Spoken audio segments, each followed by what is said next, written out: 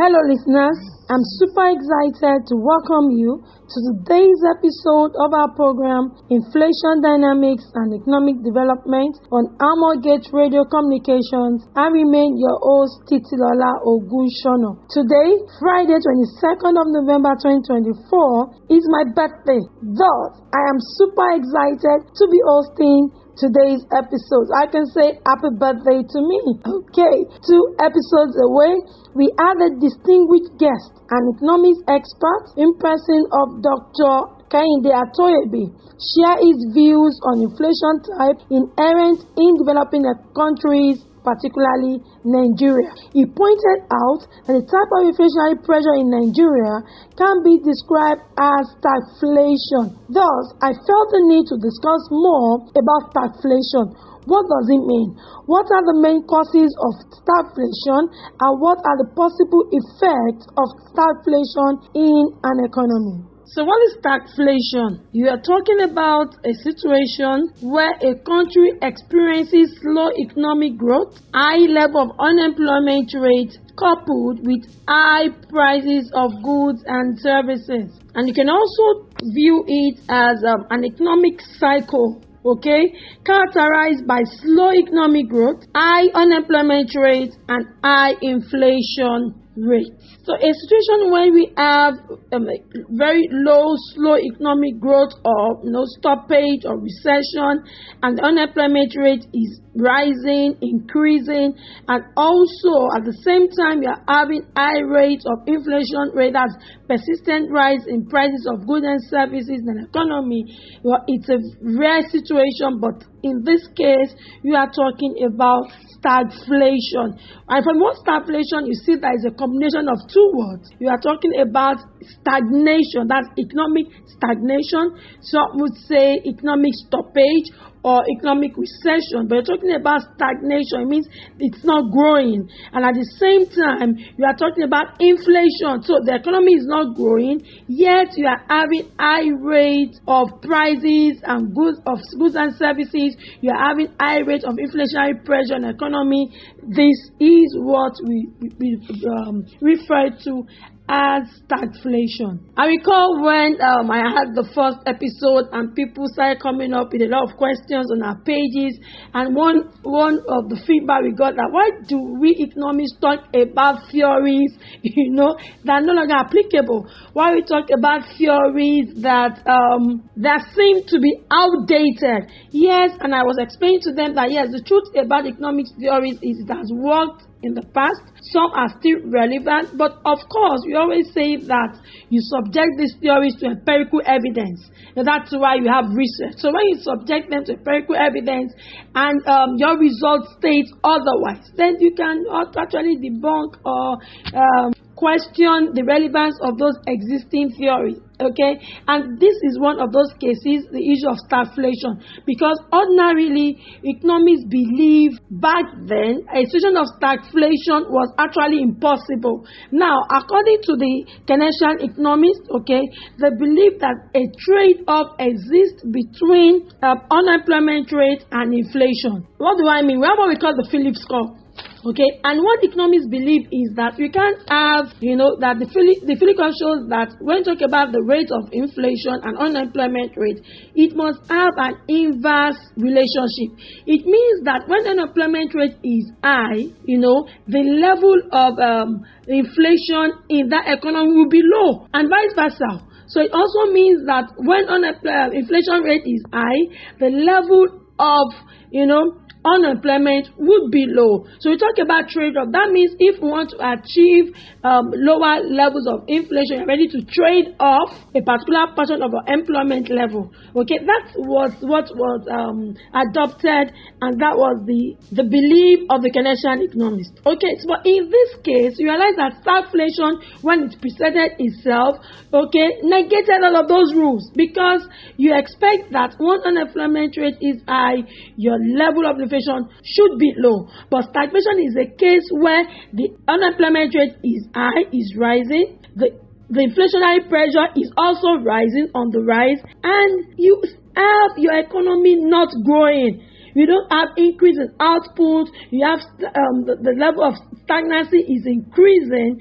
This is a situation that is rare, and the first time we experienced this was before the 1970s. Let's even look at the first time the history of stagflation. When was that word first used? And I looked at it and I said it was during a cycle of economic recess in the United Kingdom, and we had a British politician, Lionel MacLeod. He had this speech before the House of Commons in 1965. He coined the word stagflation. Was trying to describe the effect of both inflation, and stagnation. That was the first time the word stagflation came into play. So now that anytime you look at an economy and you have economic growth declining, you have aggregate demand of goods and services declining. However, you have an increase in unemployment level and an increase in the rate of inflationary pressure in such an economy, you're talking about stagflation. So let's look at the causes of stagflation. Well, you should note, and I want you to know, that there is no agreement among economists on the exact causes of this situation. We can't say it is a function of 1, 2, 3. There has not been agreement, but there are possible causes that have been noted by various scholars, which I'm going to share with us today. The first cause of stagnation in an economy is what I would say oil price shocks or fluctuations. I will take it again, oil price shocks or fluctuations. Well, research has proven that a sudden rise in the prices of oil would lead to a decline in the productive capabilities of a nation, and that is as a result of persistent increase in prices of goods and services. Anytime the price of oil globally rises, what it does is that it's going to lead to an increase in prices of goods and services. You could want to ask why. Whether I like it or not, one major reason is that oil prices would affect, of course, transportation costs. So if oil prices have increased, crude oil prices have increased, for instance, definitely it's going to impact the cost of logistics. Let's look at the agricultural sector. If oil prices have increased, it means that moving your produce from the farmland to the market where the people will have access to be able to purchase is going to increase transportation costs, and of course that will affect the prices of such commodities. And even look at the industry. If the price of oil increases, it's going to affect logistics costs, it's going to affect supply chain costs, and of course you know that all of these costs would affect the prices of goods at the end of the day and services at the end of the day. And I remember that on I think the second episode we talked about the various types of inflation, and we said we can actually talk about inflation according to causes or according to the rate of inflation. We said creeping inflation is healthy for an economy. Maybe that's about less than 3%, because that would encourage producers, investors to produce more, because they know that will lead to an increase in their profitability level. However, when it is above 3%, when you go to what we talk walking, you don't want to get to running, not talk about hyperinflation, that would affect productive capabilities, because once the prices are high, it's going to affect the purchasing power of the people, and definitely what they would order in terms of goods and services from producers will reduce. And when that reduces, it means that even producers will have to reduce what they are producing. And in a situation when a company has reduced production, you're not likely to want to retain your staff strength. And if you do not retain your staff strength, that leads to you either right sizing, downsizing, whatever I want to term that, but it means you want to reduce your staff strength. And when you reduce your staff strength, remember, you are going to be opening up more people into the unemployment bracket. And when you throw them in, it's going to affect, income levels. It's going to affect production levels in the economy. Okay, so you can see, an increase in oil price, the kind of impact it can have on the economy. And those are the causes of stagflation. You increase the oil price, it leads on, and you can see that from there, we talk about reduction, like I've explained, in productive capabilities, of the economy, because we are talking about the aggregate of all that industries, individuals are producing in the economy. That falls. When that falls, you realize that it leads to high level of unemployment rate, and that is it. So one of the causes of stagflation is oil price shocks, or what I call fluctuations in prices of oil. Okay, and you could ask, has it ever happened? Have we had a situation where this has been a major cause of stagflation in economic history? Oh, yes. Okay, an example of the time where we had stagflation was when Organization of Petroleum Exporting Countries, as OPEC, issued a ban and embargo against Western countries in October 1973. So what was the effect of this ban or embargo? The effect was that it led to an increase in global oil prices, thus increasing the cost of goods, and also had an adverse effect on global employment rate. In fact, it led to unwanted economic events in the United States. In the U.S., we had cases of industries suffering a lot of losses, because these oil prices were high and scarce. The level of aggregate demand fell, and also the total aggregate level of industrial output declined drastically. So if you are thinking of when this happened, yes, as far back as 1973, we had the issue of stagflation. And when Dr. Atoyebu was speaking to, the peculiarity of inflationary trend in Nigerian economic situation, he said that yes, he knows that we could liken the cause of the inflationary trend in Nigeria to the cost push factors, okay, and that is an increase in the prices of factors of production. Yes, but he said it even goes beyond that. He would term the situation in Nigeria as that of stagflation, okay, when we have high level of unemployment rate, high level of inflation rate, and also a decline in economic growth in terms of output of goods and services. Let's look at another cause of stagflation. That is when we have what we call weak or poor or ineffective economic policies. When government formulates or implements, economic policies that appear to be weak, poor, or ineffective. Okay, and what this poor economic policy does is that it gives room for other factors to meet or increase to a level that becomes quite very difficult to deal with. There are different kind of policies that government will come in. You could come with fiscal policy, use of tax and expenditure.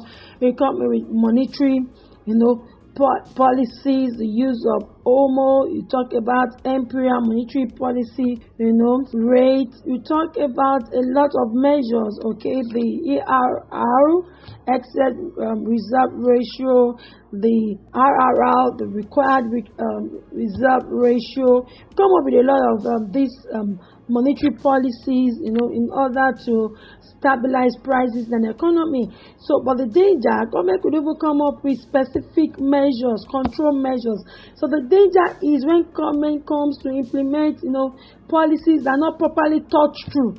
So this would lead to a situation of stagflation, and sometimes government could impose tariffs of imports, could freeze wages, could put in price control measures in a bid to control inflationary pressure. But if these have not been totally thought through, if we have not looked at the potential bottlenecks, the drawbacks, if we have not considered intensely the peculiarity of the economic climate before introducing these policies, it could backfire. It could lead to a situation of high level of unemployment rate, high level of inflationary rate, and low, level of economic growth, particularly when governments, decides to relax these controls. Okay, so when it's in place, it becomes artificial in the short run. It appears that you are putting inflationary pressure in check. It appears that unemployment rate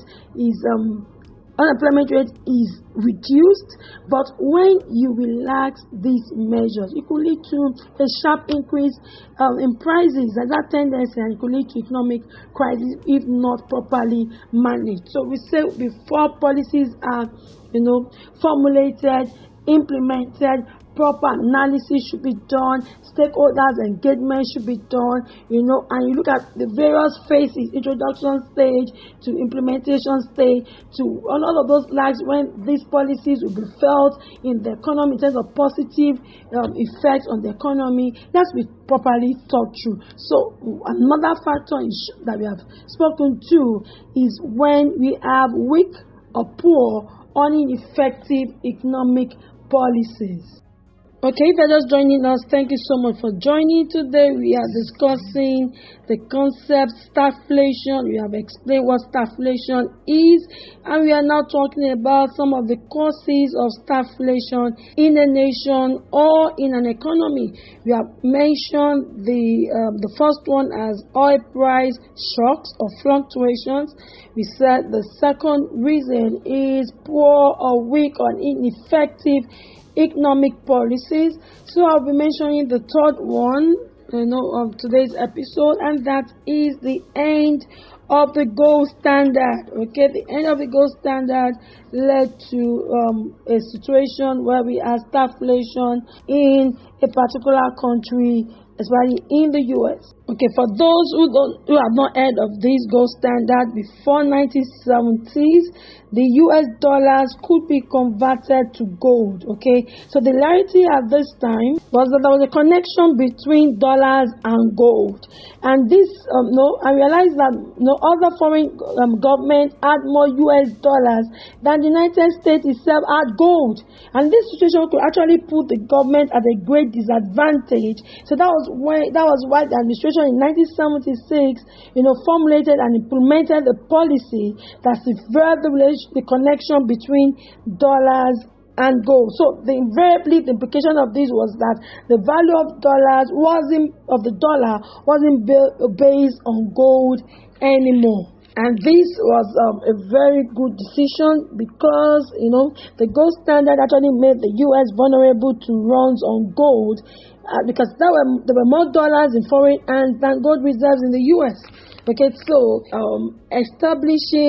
implementing the policy that severed that connection between the U.S. dollars and gold was a good decision. But however, during that period, the country experienced stagflation, and we should also note that another cause could be the supply chain disruptions. High level of inflationary growth, slower economic growth. It will lead to a situation where we have demand for goods and services, and prices are increasing and rising. Okay, and so there'll be a decline in supply, which will also affect the consumer. Okay, that is it about the causes of stagflation in an economy. So if we've spoken about the causes, what are the effects, the consequences of stagflation in an economy? We'll look at that briefly. So if we experience stagflation in an economy, what could be the possible consequences? And recall that we said stagflation is characterized by slow economic growth, or when you say stagnant economic growth. We're talking about a situation of when we have high rise in prices of goods and services, where you can talk about high inflationary rates, and also when we have high level of unemployment rate. So when we have that, the first thing that you will notice in the economy is that there will be decline in the living standard of citizens. Because it's going to be a situation where it becomes difficult for citizens to afford basic basic needs, the food, the shelter, the clothing, according to Maslow's hierarchy of needs, that basic needs becomes very difficult for citizens to afford easily. So look around you, look at countries around you. Are there countries where citizens are grappling with even one segment, one component of this? We have three components: the food, the shelter, the clothing. How many people can afford, these basic things, easily in an economy? And remember that one of the things that inflation does, which I've explained earlier, that it erodes purchasing power. So if inflationary pressure is high, definitely what I used to buy for about $2, $3, if it's about $5 and I have $10, so at $2 I could purchase 5 items. Now it has risen to $5. It means I can just purchase 2. So it means that if I'm still, especially when we have fixed income earners, the salary earners, those who earn wage rates, it's not likely to increase. Even when inflationary pressure is very high.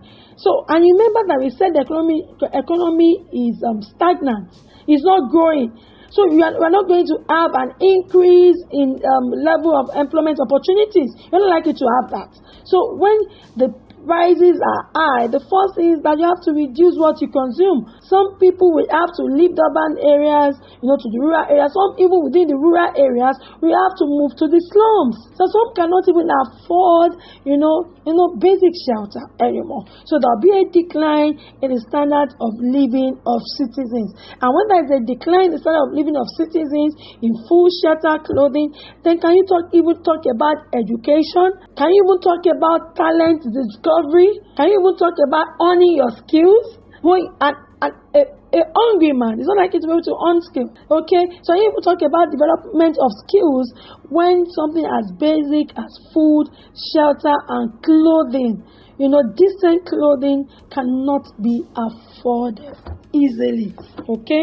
And another consequence of stagflation is loss of jobs or increase in unemployment levels. Now, when firms are not producing more, it's even okay if they're not producing more, but you can maintain your current production level. But in the case of high levels of inflation, you're not going to be able to maintain your current level of production, okay? Because people are not going to buy more when there is not likely to be any increase in demand. So how do you want to increase your supply? How do you want to increase productive capabilities? And when you are not increasing that, people are not purchasing, what comes to mind, because every business, especially any business except the NGOs, non-governmental organization, is our charitable organization. Every business out there, the primary financial motive, is to make profits.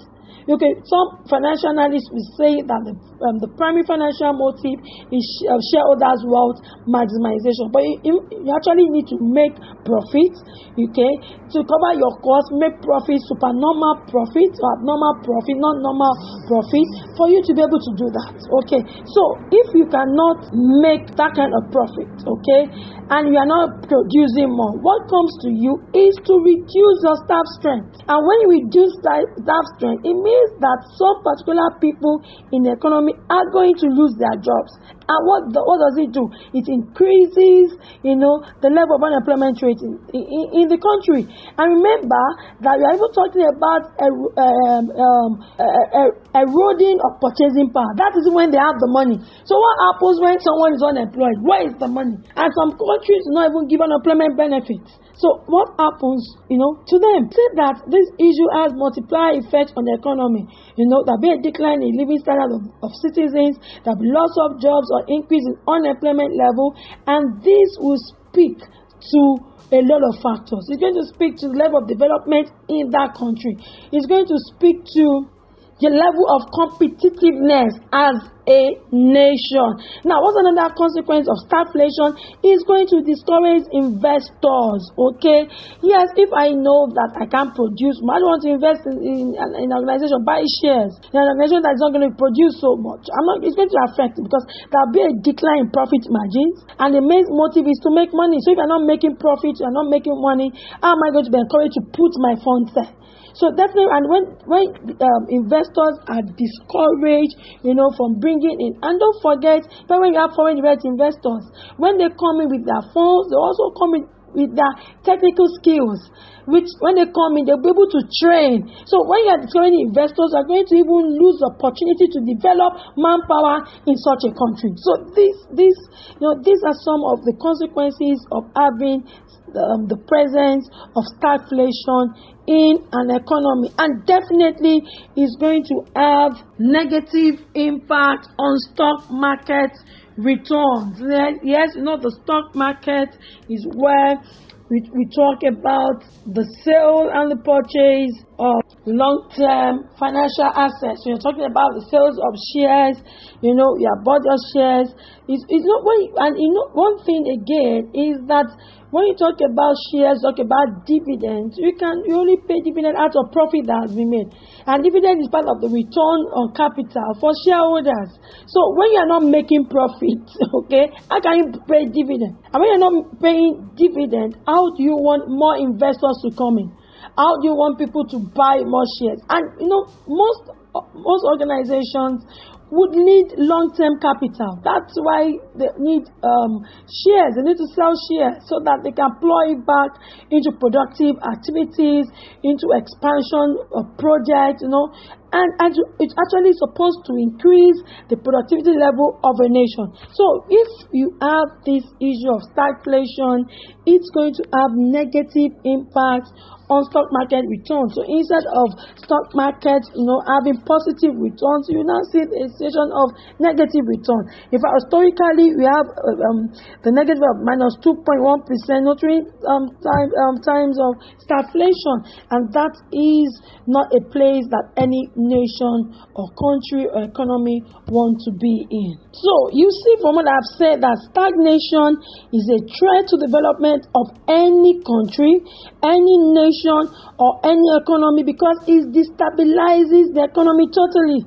It has far-reaching implications as it not only affects prices, it leads to poor economic performance, to a rise to an increase in unemployment levels, which makes it very difficult to revive or grow such a nation, such a country, or such an economy. So it's not a place where no country wants to be in, because the problem will be multifaceted, because the solutions will be multidimensional in nature. Do we have another country, that have experienced stagflation or at risk of stagflation? Yes, we have Zimbabwe. That was between 2018 and 2019. And this was as a result of various economic shocks. They had an increase in national debt, a decrease in economic output. Well, this is all that we can take on today's episode of our program. I would leave us with a quote of Thomas Sowell, which says that inflation is a way to take people's wealth from them without having to openly raise taxes. Inflation is the most universal tax of all. That's how deep inflation can, eat deep into our purses. You don't have to raise taxes. The most universal tax of all is inflation. Thank you so much for joining us on today's episode. I hope that you enjoyed, learned one or two things from today's session. I hope that you join us next week. We have programs that run from Mondays to Fridays, 5 p.m. WAT. They're very expository, insightful programs. And remember that AmorGate, for your training needs, consulting needs, we have you covered. You want to learn more about us, our social media handles are there. What to look out for is AmorGate on LinkedIn, is AmorGate, Instagram, Facebook is AmorGate. And if you want to check us out on our website, is www.theamorgate.org. And if you have feedback, questions, that what some issues you want us to discuss on this program, you can send a mail to us at contact@theamorgate.org. I'll take it again, contact@theamorgate.org. Thank you so much. I remain Tituola Ogushono, saying have a blessed, fruitful, and restful weekend. Bye.